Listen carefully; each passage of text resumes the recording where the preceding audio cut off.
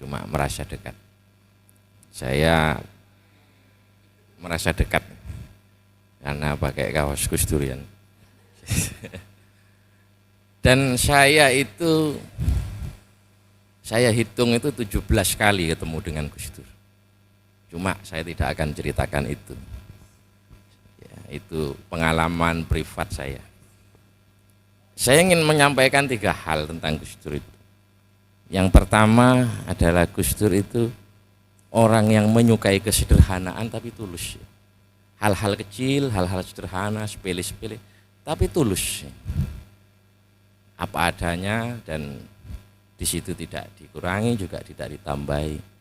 Itu yang pertama. Sampai dia itu pernah nyambangi temannya yang tidak terkenal, bukan siapa-siapa, yang hamil. Waktu itu dia anaknya lahir, dia datang hanya bawa coklat. Itu hal yang sederhana tapi tulus. Itu yang saya teladani.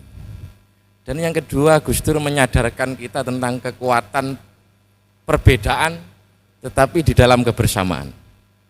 Jadi Gus Dur itu pernah ngomong waktu dia jadi presiden di Cina, Indonesia tidak akan memakai bahasa Inggris untuk kata pengantar IT, informasi dan teknologi.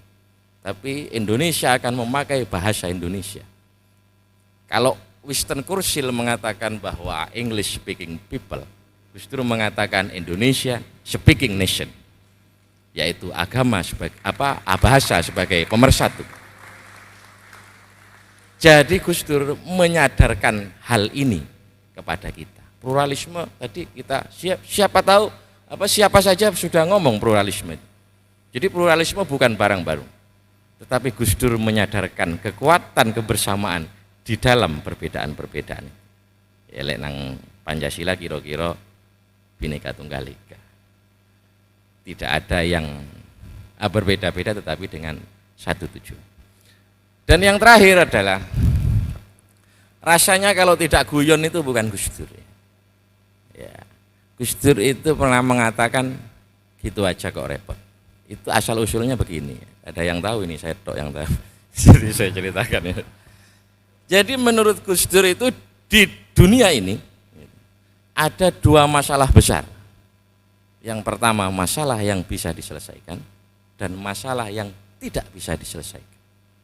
Menurut Gus Dur masalah yang bisa diselesaikan maka itu harus dipikirkan dan diupayakan untuk segera diselesaikan.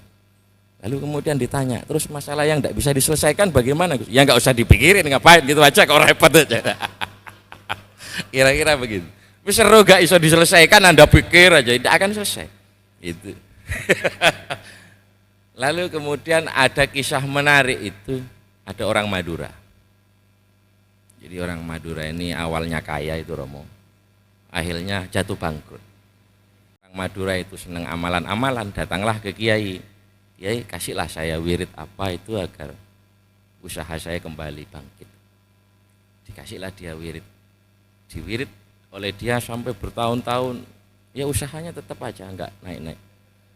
Sampai akhirnya dia punya inisiatif. Gus Dur itu kan Bali. Bagaimana kalau saya ngaji di kuburannya Gus Dur? Barangkali ada petunjuk. Datanglah ke Ciganjur itu Kang. Ngaji Yasin di kuburannya Gus Dur, tertidur dia. Tertidur ngimpi Gus Dur. Di dalam mimpinya itu Gus Dur ngomong, gitu aja kok repot katanya. Akhirnya dia dapat inspirasi, begitu nyampe rumahnya jadikan wiritan. Gitu aja kok repot, gitu aja.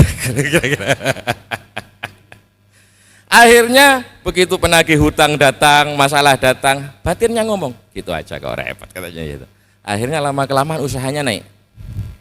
Usahanya naik, lah ini kan enggak formal ini.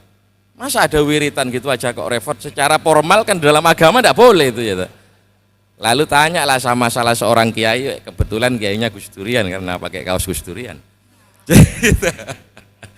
Ini saya wiritan saya ini gitu aja kok repot, itu kira-kira menurut agama Islam benar enggak? Loh ya benar itu. Kok bisa Kiai? Karena di Islam itu ada kalimat Robbi yassir wala tu'assir. Opo-opo itu gampang, jadi ngel-ngel. Ini kan prinsip semua agama. Jadi prinsip semua agama gitu aja kok repot. Jadi kalau agama mempersulit Anda, laporkan kepada RT RW setempat. Kira-kira begitu. Terima kasih dan selamat malam.